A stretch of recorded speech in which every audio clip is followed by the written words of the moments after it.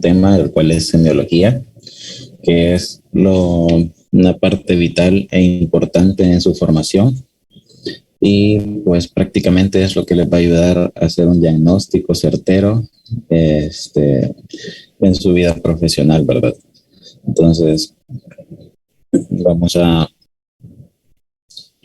comenzar definiendo la semiología. La semiología deriva de la palabra semiology, que es de origen griego y consta de dos raíces: semillón, que significa signo, y logos, que es discurso. Y muchos lo asocian como el estudio de los signos. Entonces, esto en qué se basa es todo aquello que por su propia naturaleza o por su conveniencia va a evocar una idea de algo. Entonces, a través de un interrogatorio, nosotros vamos a poder llegar a una conclusión diagnóstica. Entonces, ¿de qué consta la semiología médica?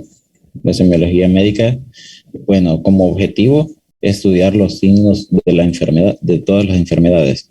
Entonces, hace una diferencia entre signo y síntoma, donde el signo lo vamos a tener por un aspecto muy objetivo, debido a que va a ser producto de la observación y del análisis que el médico o que nosotros como médicos hacemos.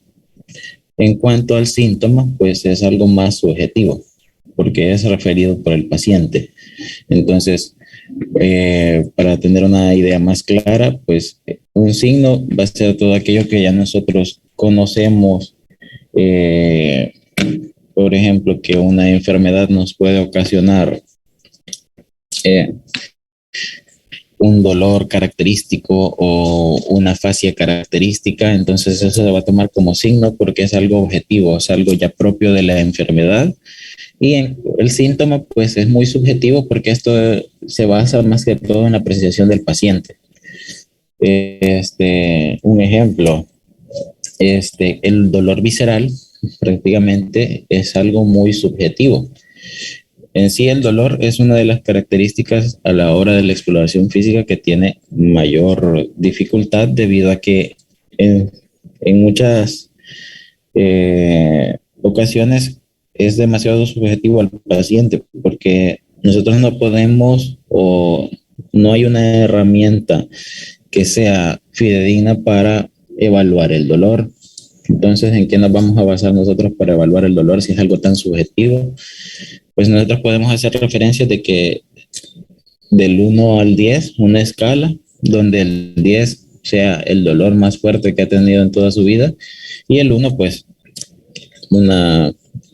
sin dolor. Entonces, nosotros le preguntamos, por ejemplo, a un paciente que les dice que tiene cefalea y que les dice que nunca en su vida ha experimentado un dolor tan fuerte. Entonces, podemos decir que en una escala del dolor del 1 al 10, pues, eso sería un 10. Entonces, ¿qué va a comprender el estudio semiológico? El estudio semiológico va a comprender una anamnesis, que la anamnesis es prácticamente el interrogatorio que nosotros realizamos, mediante el cual vamos a llegar a una conclusión o una impresión diagnóstica, o una inspección, que es todo lo que en sí está relacionado a lo que podemos observar en el paciente. Palpación. La palpación es a través de nuestras manos, todo lo que podemos identificar a la hora de un examen físico. Percusión, a través de la percusión dígito digital y ayudados también de nuestro sentido de la audición, pues tenemos la capacidad de lograr identificar ciertas anomalías en el examen físico, al igual que la auscultación. Y también existen exámenes complementarios. Lo importante del estudio semiológico es de que el 80% de la impresión diagnóstica nosotros vamos a lograr llegar a ella a través de esto: anamnesis, inspección, palpación, percusión, auscultación. Exámenes complementarios son el otro 10 a 20%. Y si nosotros realizamos un adecuado examen físico, una correcta anamnesis, nosotros muchas veces no vamos a tener necesidad de enviar exámenes complementarios, o si se envían serían únicamente para confirmar nuestra sospecha diagnóstica, que, como ya les digo, a través de la anamnesis y del examen físico se logra llegar. Entonces, lo que les mencionaba, la anamnesis es indagar lo que el paciente o terceros han apreciado por sus sentidos. O sea, el relato de los síntomas a las preguntas que nosotros como médicos vamos a formular. Esto es de suma importancia debido a que, como se fijan acá les digo, indagar lo que el paciente o terceros. ¿Por qué terceros? Muchas ocasiones tenemos pacientes que vienen en estado de inconsciencia o pacientes que tienen alteraciones neurológicas en las cuales ellos no pueden expresarse, y un tercero, que en este caso puede ser un familiar, un compañero de vida o un amigo o un vecino que estaba ahí, nos va a relatar qué es lo que sucedió con este paciente. Entonces, muchas veces los pacientes vienen afásicos, o sea que no pueden expresar ni verbalmente ni físicamente, y nosotros nos valemos de un tercero. Y acá es muy importante en la anamnesis también relatar qué tan confiables son los datos que nosotros obtenemos. ¿Por qué? Porque no es igual que los datos nos los dé una persona que vive con el paciente, que él estuvo presente en todo momento de la actual enfermedad de este paciente, a un vecino, un amigo que realmente le pareció curioso, que no veía al vecino, llegó a su casa y lo encontró inconsciente y solamente lo trajo. O una situación muy frecuente también es cuando tenemos un paciente muy enfermo, que la enfermedad ha sido muy progresiva, y de repente viene de visita un familiar. El familiar solo lo observa ese día enfermo y dice a llevarlo al hospital. Entonces, cuando nosotros interrogamos al familiar, si es que el paciente no puede hablar, el familiar no nos va a dar mayor información, más lo que él ha escuchado, que le han comentado, y lo que vio en el momento que llegó a traer el paciente. Entonces, este caso sería unos datos muy poco confiables. O los pacientes que sufren accidentes de tránsito, que prácticamente son llevados por agentes de la PNC o cuerpos de socorro. Entonces ellos no saben a ciencia cierta todo lo que pasó o la sintomatología que haya presentado este paciente o los antecedentes médicos de este paciente. Entonces siempre los datos van a ser muy poco confiables. Entonces, y en esta parte que les menciono, el relato de los síntomas a las preguntas formuladas. Entonces, por lo general uno pregunta qué es lo que le pasó. Entonces, de forma general, tanto el paciente o un tercero nos van a describir o nos van a relatar cómo han sido la sintomatología de este paciente hasta lo que lo llevó a consultar. Entonces nosotros tenemos que ser muy acuciosos y orientar muy bien nuestras preguntas. Por ejemplo, si muchas veces el familiar o el paciente solo le va a decir, me dio calentura. Entonces, parte de la semiología es poder exprimir o sacar al máximo todos los datos de todos los signos y síntomas que nos dicen los pacientes. Entonces, nos dice, tuvo calentura, entonces uno dice, bueno, toda la semiología de la fiebre que comprende. Entonces, que si la fiebre era continua, si era intermitente, si era persistente, si la fiebre era leve o era, si fue cuantificado o no, qué síntomas acompañaban a esta fiebre. Entonces, todo eso nosotros tenemos que irlo indagando, pero no siempre el paciente nos lo va a decir. Si nosotros no preguntamos, no lo vamos a saber.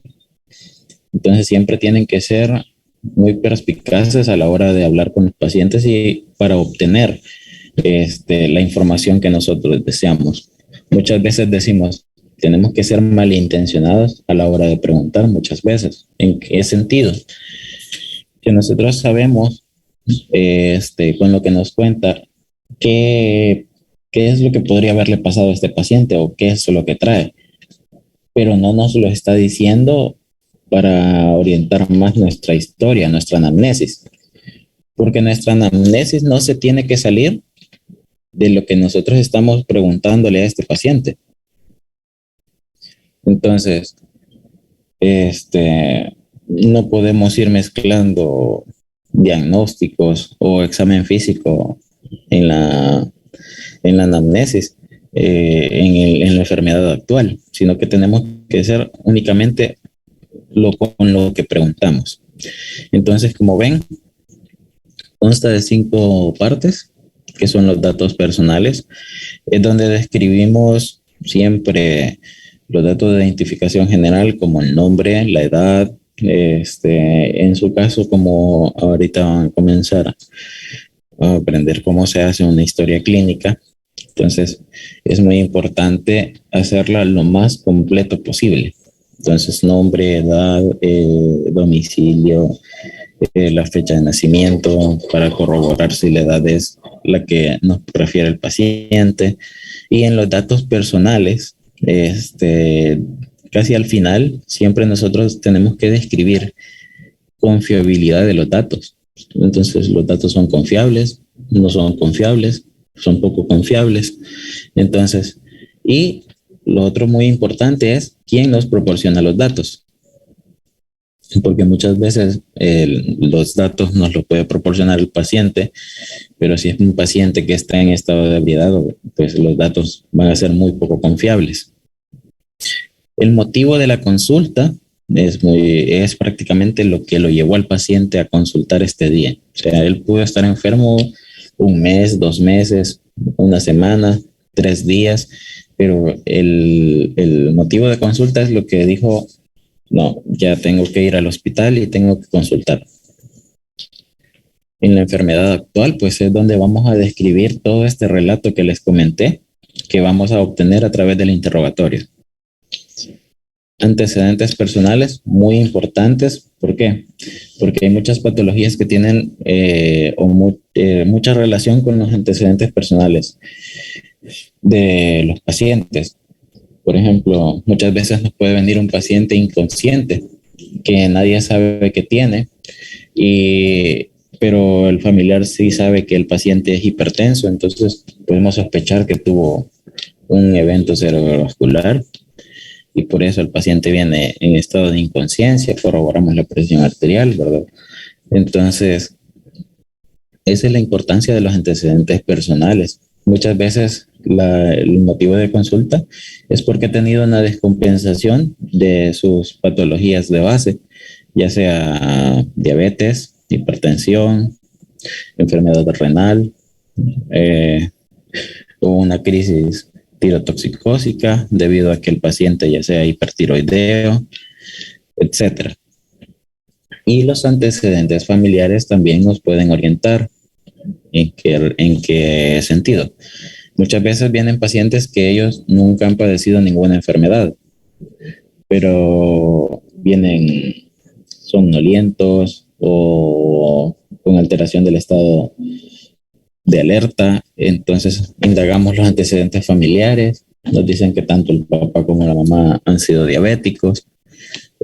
Corroboramos una glucemia capilar y vemos que está hiperglucémico, entonces que puede estar en un estado metabólico mixto, que puede estar en un estado hiperosmolar. Entonces nosotros decimos, él tiene el antecedente de diabetes, probablemente viene con una complicación como un paciente debutante. Entonces, muchas veces los pacientes cuando debutan con una patología, no todos debutan de la forma de que fue a pasar una consulta con un médico privado o que fue a una consulta a unidad de salud y de repente solo le dijeron, mire, por sus exámenes o su examen físico, usted al parecer está iniciando con una enfermedad como la diabetes o la hipertensión arterial. No, muchas veces estos pacientes debutan con complicaciones muy peligrosas de dicha enfermedad, más que todos los pacientes que debutan con diabetes mellitus. Entonces, aquí de forma más específica, motivo de consulta y la enfermedad actual. Como les comentaba, comprende los relatos por el paciente o un tercero sobre el motivo de consulta y sus síntomas. Entonces, el motivo de consulta, acá vamos a tener un objetivo muy, muy importante. ¿Cuál es? Tenemos que caracterizar e individualizar cuál fue su síntoma dominante. Es a lo que yo les hago referencia. El síntoma dominante es lo que lo llevó a este paciente a, pues, a consultar este día. Entonces, otro objetivo es caracterizar e individualizar síntomas iniciales y asociados. Lo que les comentaba. Cuando dice síntomas iniciales, se refiere a que tenemos que ir en un orden cronológico de todo lo sucedido. Entonces, como así, tenemos que comenzar a describir nuestro relato desde el primer síntoma que presentó. Pero para eso nosotros también tenemos que orientar muchas veces a los pacientes. ¿Por qué? Y es algo que les va a generar un poco de dificultad a la hora de que ustedes realicen su historia clínica, es de que el paciente solo le cuenta muchas veces lo que le pasó en el último día. Entonces, cuando ustedes empiezan a hablar para indagar qué más ha tenido y desde cuándo, empiezan a aflorar otras sintomatologías que él no nos refiere de primera intención.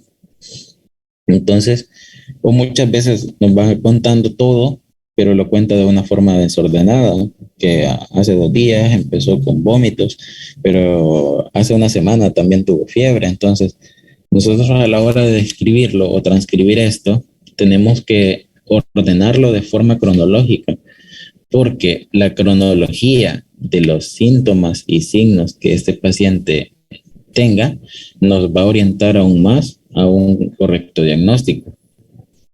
Entonces, ¿y a qué se refiere con síntomas asociados? Perdón, hay un error de ortografía. Los síntomas asociados se refiere a que la fiebre, por ejemplo, si nos dice que tiene fiebre, la fiebre se acompaña ¿de qué? Se acompaña de calosfríos, se acompaña de diaforesis. Si es un dolor, el dolor de qué se acompaña. Si es un dolor irradiado, si es un dolor ferido, si por ejemplo, si es un dolor visceral o, por ejemplo, un dolor abdominal, si se acompaña de náuseas, si se acompaña de vómitos, si se acompaña de evacuaciones diarreicas, o si es tos, pues si se acompaña de fiebre. Entonces, eso es importante describirlo. Y esto muchas veces el paciente no nos lo va a comentar. El paciente solo nos va a decir, por ejemplo, tuve tos, pero no le va a decir antes de la tos o durante tuve la tos, también tuve fiebre. Entonces, esto no nos lo dicen si nosotros no lo preguntamos. Entonces, es muy importante que esto lo tengan muy en cuenta. Orientar el resto del examen o establecer un diagnóstico presuntivo. Tanto el interrogatorio como el examen físico, quien lo dirige y quien lo orienta, somos nosotros como médicos. ¿Por qué? Porque los pacientes no son médicos, muchas veces no son ni personales de salud, en los cuales ellos solo nos van a contar qué es lo que tienen y quieren que les ayudemos. Pero para poder hacerlo nosotros tenemos que orientar al paciente que nos diga lo que nosotros queremos. Entonces, hay que saber preguntar, hay que ser ordenados, tener una cronología de todo lo sucedido, preguntar si existen síntomas asociados y así pues podemos establecer un diagnóstico presuntivo con una certeza que sobrepasa el 50-60%. Ahora, como parte de los que le comentaba, de la semiología y de las partes que comprende pues todo examen físico general, va a comprender de la inspección, que es únicamente la apreciación visual. Entonces, en la inspección, muchas veces parte de la inspección que hacemos como una apariencia general del paciente, tienden a tener el error, la mayoría, me incluyo al inicio de mi formación, también lo cometía, de que nosotros ponemos en una apariencia general, que es una parte de la historia clínica, a febril al tacto, pero apariencia general es una inspección. Se supone que yo no tengo que tocar a este paciente. Esto es todo lo que yo puedo percibir únicamente con mi vista. ¿Qué podemos percibir? El aspecto, el color, forma, tamaño, movimientos del cuerpo, de la superficie externa del cuerpo. Entonces, la fotografía es una imagen característica de un paciente con una fascia cuchinoide o una fascia en luna llena. Esto muchas veces debido al consumo de esteroides o por problemas suprarrenales. Entonces, pero cuando yo describo a este paciente, yo tengo que en la inspección, la apreciación únicamente visual.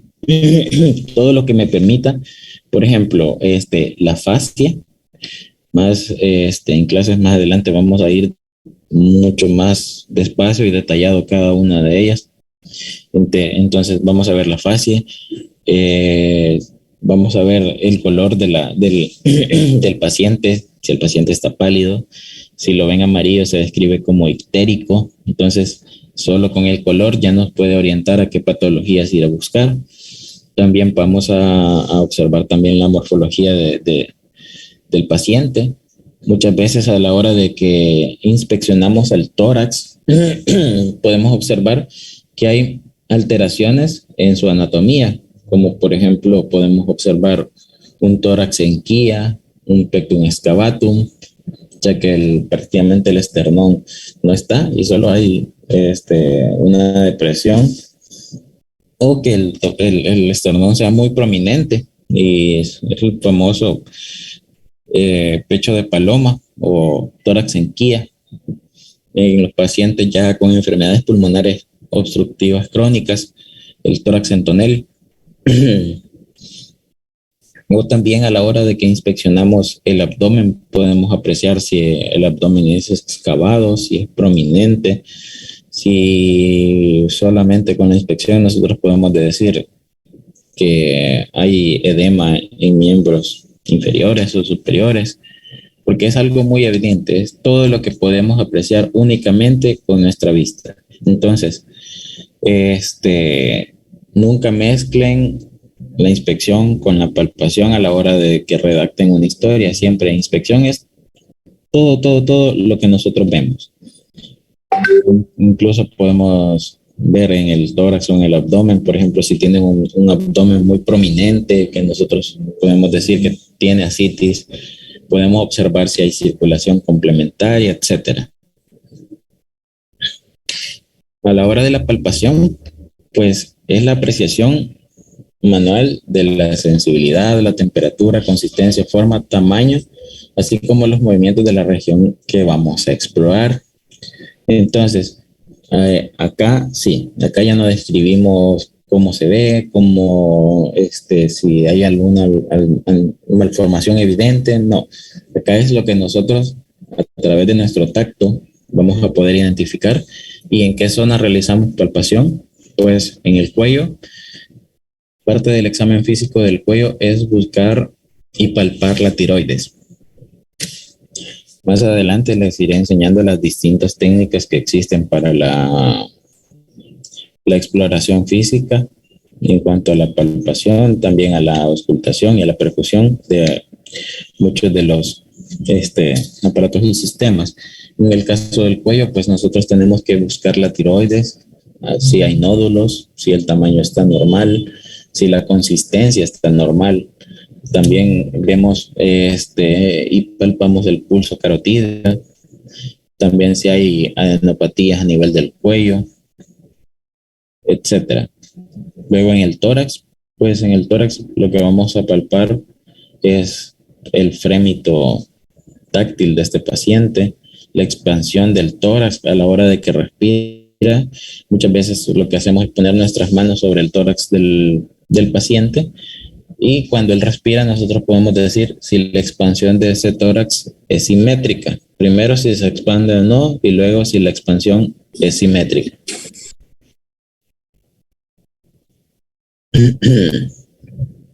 Luego en el abdomen, pues al examen físico en la palpación del abdomen es sumamente complejo y consta de muchas partes que vamos a explorar y de mucha técnica. Realmente la exploración física del abdomen siempre es, como decimos, una caja de Pandora y siempre es algo de lo que conlleva un mayor reto para nosotros como médicos cuando examinamos un paciente. ¿Por qué? Porque no solo es tocar el abdomen si está blandito, si está depresible, no, es de buscar también cómo están las vísceras, si hay masas, tiene sus técnicas para cada una de las vísceras. Por ejemplo, a la hora de que nosotros palpamos el hígado lo vamos buscando si hay hepatomegalia. Entonces, de repente tocamos un hígado muy grande, decimos que hay hepatomegalia, pero tenemos que describir todo lo que nosotros estamos palpando de ese hígado, si sus bordes son definidos, si no son definidos, si la consistencia es pétrea, si tal vez el borde es definido en alguna sección y en otra es irregular. Todo eso. Y importante, si a la hora de que lo exploramos hay dolor, podemos explorar con la palpación la vesícula. Muchos pacientes con dolor abdominal que tienen un problema de la vía biliar, entonces muchas veces hay coledocolitiasis. Entonces nosotros a la exploración física nosotros podemos decir si el dolor abdominal es 100% por un problema a nivel de la vesícula o de la vía biliar. ¿Por qué? Porque vamos a delimitar que el dolor solo es en el hipocondrio derecho, vamos a sacar ciertos signos que con la exploración física nos pueden orientar a esto. Y también importante siempre buscar palpar el vaso. Muchas veces hay patologías hematológicas que la manifestación inicial es una esplenomegalia. Entonces, para palpar el vaso quiere un poquito más de experiencia a la hora de examinar y hacer examen físico. Riñones solo en pacientes que sean demasiado delgados podríamos decir que podemos llegar a palparlos. Puntos dolorosos ureterales es muy importante a la hora de que examinamos el abdomen. En los miembros inferiores, ¿qué es lo que vamos a buscar? Pues la semiología del pulso, vamos a buscar los pulsos periféricos de estos pacientes, vamos a describir si están presentes o ausentes, vamos a ver si la intensidad del pulso, si es fuerte, si es filiforme, o si no percibimos pulso, temperatura de estas extremidades, si las extremidades están frías, si están con una temperatura normal, si hay edema o no. Muy importante a la hora de que palpamos los miembros tanto superiores como inferiores en pacientes renales, pacientes con enfermedades cardíacas que están en un grado de insuficiencia.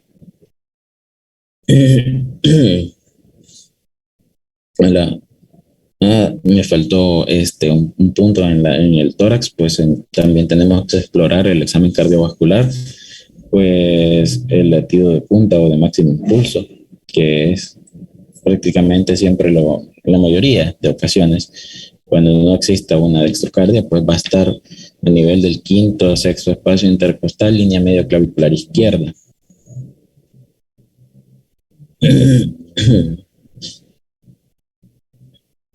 También importante en el abdomen, antes que se me olvide, siempre también, así como en el cuello y también en el tórax, nosotros debemos buscar siempre la presencia de adenopatías. La percusión, pues, ¿en qué consiste? Consiste en la apreciación de los sonidos producto de un golpeteo de la superficie externa del cuerpo, este, ya sea en tórax o en abdomen. Es donde nosotros vamos a realizar percusión. ¿Y cómo se logra eso? Pues nosotros sencillamente ponemos nuestra mano. Por ejemplo, en el tórax ponemos nuestra mano sobre los espacios intercostales, nuestros dedos, y con nuestro dedo de la mano dominante damos un pequeño golpe. Entonces vamos a generar un sonido. Este sonido, cuando hablamos de el pulmón, nos vamos a referir a un sonido resonante, y también podemos encontrar un sonido mate. Resonancia y matidez son lo que vamos a buscar.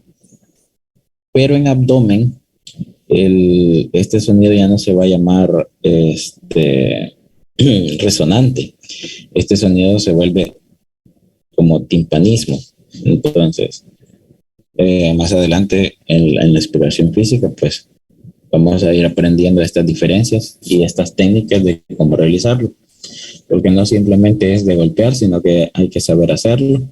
Porque recuerden que nuestro primordial objetivo es no hacer más daño al paciente, y muchas veces nos emocionamos, percutimos muy fuerte y nos olvidamos que esto le ocasiona dolor al paciente. Si el paciente ya tiene dolor y nosotros pues le ocasionamos más dolor, pues no lo estamos ayudando, más bien le estamos haciendo más daño.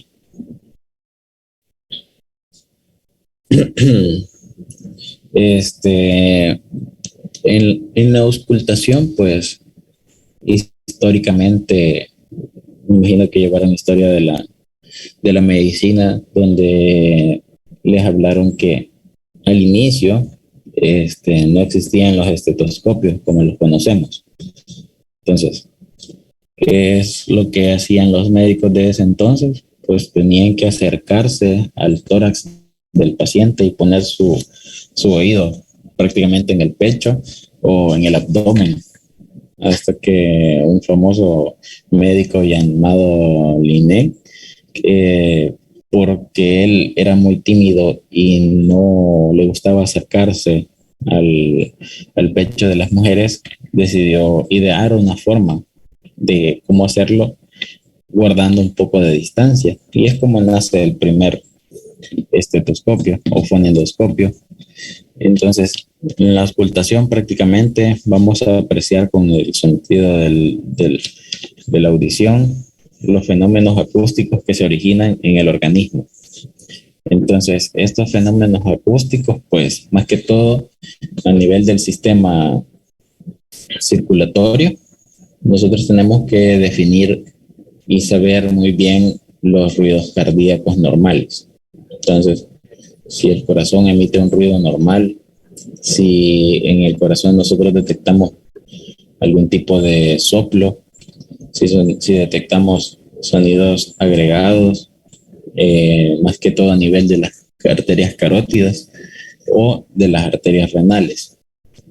En cuanto a pulmón y vía aérea, pues la ventilación de los campos pulmonares nosotros vamos a percibir mediante la ocultación si el paciente, a la hora de que hace una inspiración, se escucha esa inspiración en ambos campos pulmonares. Entonces vamos a describir la ventilación al volar. Si hay alteración en esta, por ejemplo, muchas veces podemos decir de que en la auscultación del pulmón derecho, nosotros lo percibimos muy bien, pero cuando auscultamos el izquierdo, este pulmón no está bien, no está ventilado, o el ruido es de menor intensidad. Entonces, tenemos que describir las alteraciones de este flujo.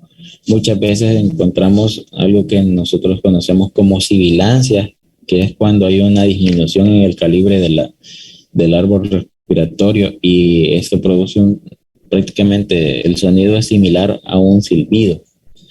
Entonces, o muchas veces este es un ruido transmitido y realmente el problema está a nivel de la tráquea y no en el pulmón.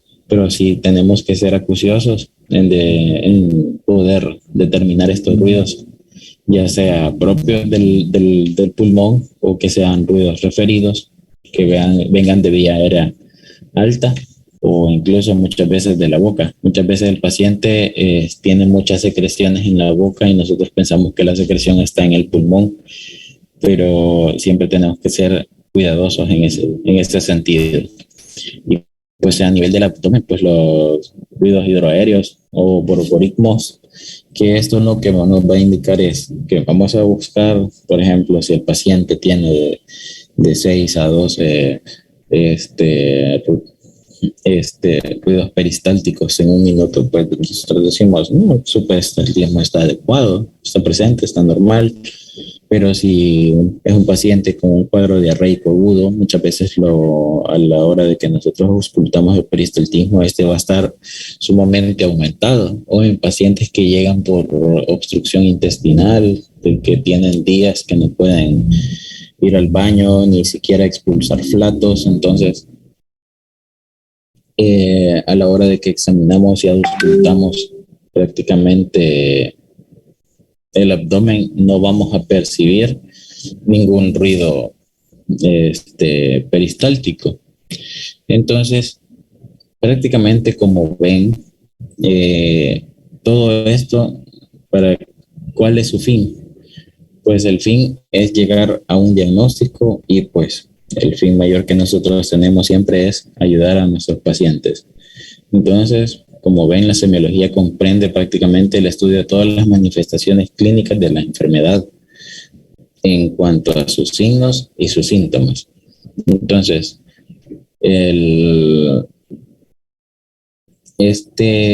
todo el examen tiene que hacerse siempre en orden, tiene que hacerse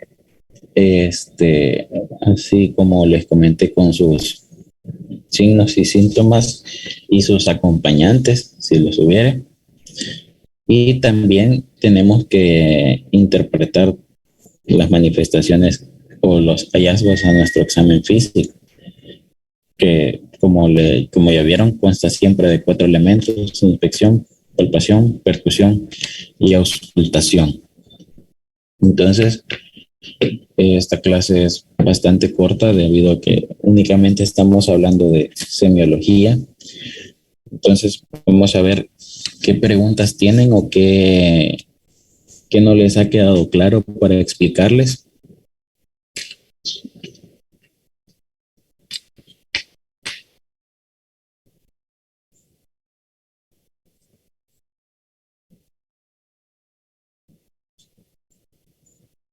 ¿O todo les ha quedado claro hasta acá?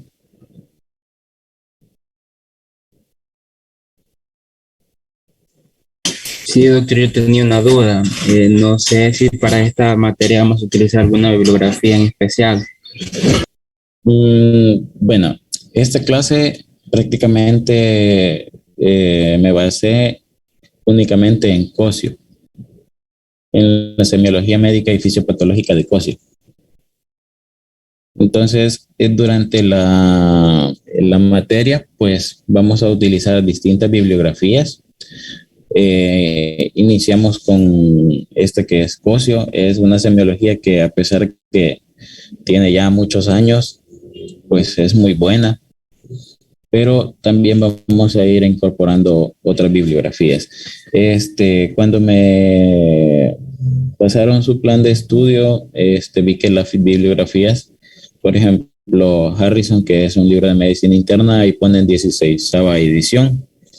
Entonces, pero actualmente nosotros utilizamos acá en el hospital la 20ª edición. que es la última que está en español. Al momento no ha salido la nueva, que por lo general siempre sale primero en inglés. Igual de Farreras, Cecil. Entonces yo le voy a ir indicando la bibliografía de cada clase. ¿Alguna otra duda?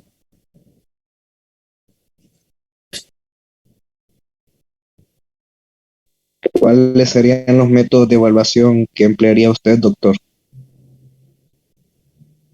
Bueno, como vi que va descrito por unidades, prácticamente la primera que es semiología, historia clínica, la importancia de esta, prácticamente vamos a ir haciendo por cada unidad un examen. Entiendo que al final ustedes hacían 3 exámenes, ¿verdad? Sí, después de cada cómputo se hace un parcial. Uh-huh. Entonces, después de cada, si quieren que lo hagamos así, pues yo puedo hacer 3 exámenes. Pero si ustedes consideran, yo puedo hacer un examen por cada unidad y esto pues se va a ir acumulando. Pero ahí es decisión de ustedes. Si quieren que lo hagamos solo con 3 exámenes, por mí perfecto. ¿Y las notas de laboratorio cuáles serían? Pues al momento tendría que hablar eso con la doctora Granados, porque de momento no sé si ya para esta próxima semana ya vamos a poder hacer una clase presencial o cómo está esa situación. Eh, Porque sí, muchas cosas de las que quiero hacer con ustedes para que puedan aprender lo básico de la exploración física y que me entiendan bien, tiene que ser pues presencial, debido a que muchas veces de manera virtual pues no logramos muchas veces expresar todo lo que nosotros queremos de una clase. Entonces, eso sí, por el momento lo tengo que discutir con la doctora Granados. ¿Alguna otra pregunta?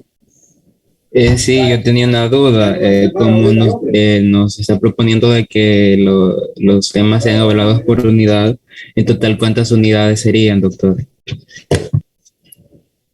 Déjenme ver. Acá tengo el programa.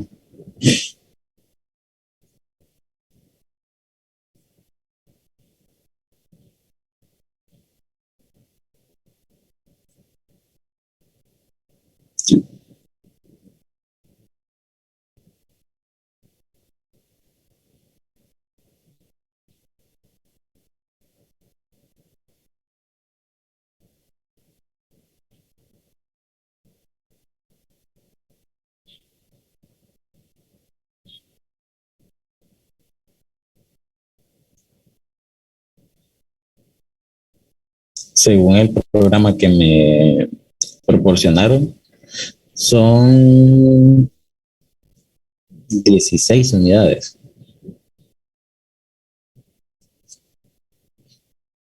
Entonces, ahí podemos ir haciéndolo. O solo 3 exámenes, abarcando las 16 unidades. O podemos hacerlo, no es que sí, una unidad, sí, nos queda muy corto.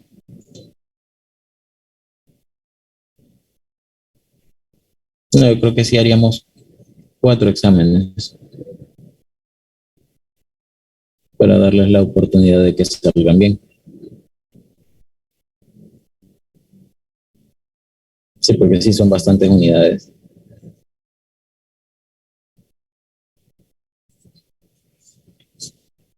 ¿Alguna otra pregunta?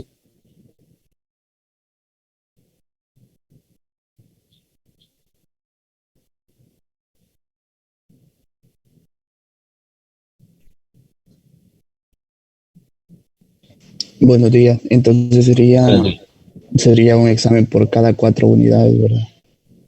Sí, Así está un poco mejor, creo. sí.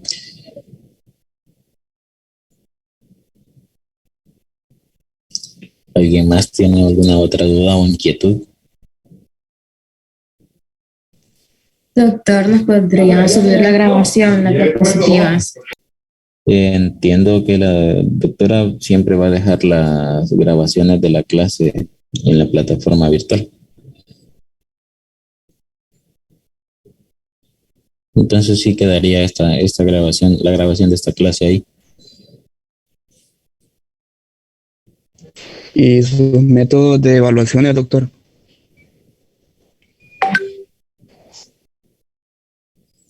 Pues al momento todavía tengo que definir eso, porque para hacerlo de mejor forma tiene que ser presencial todo y podemos hacer tanto exámenes teóricos y exámenes prácticos.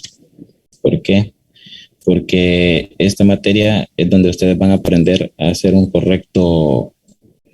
correcta historia y un correcto examen físico. Entonces, si no hacemos de forma práctica una parte, pues realmente ustedes a la hora de que estén frente a un paciente van a estar muy deficientes a la hora de examinarlo.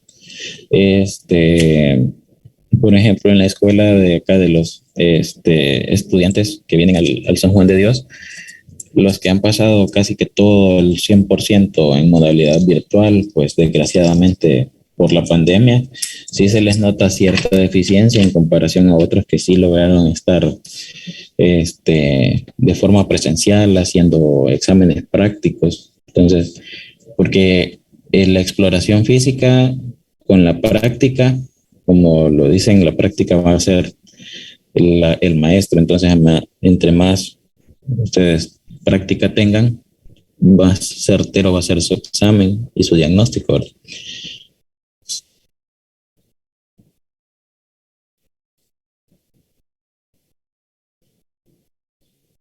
¿Algo más?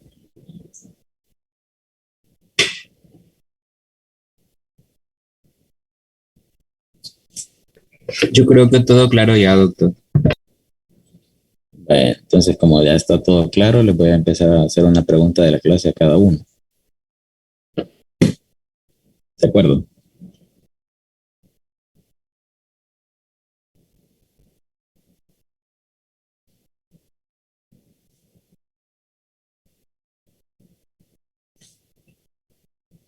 Vamos a ver, Carlos Arturo. ¿A qué me refiero? ¿A qué me refiero cuando o qué voy a buscar en la palpación del tórax? ¿Qué es lo que les dije?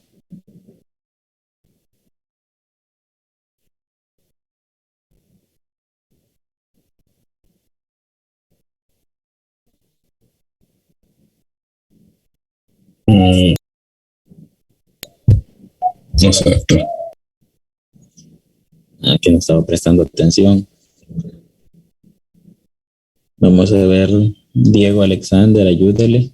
¿Qué es lo que dije que vamos a explorar en la palpación del tórax?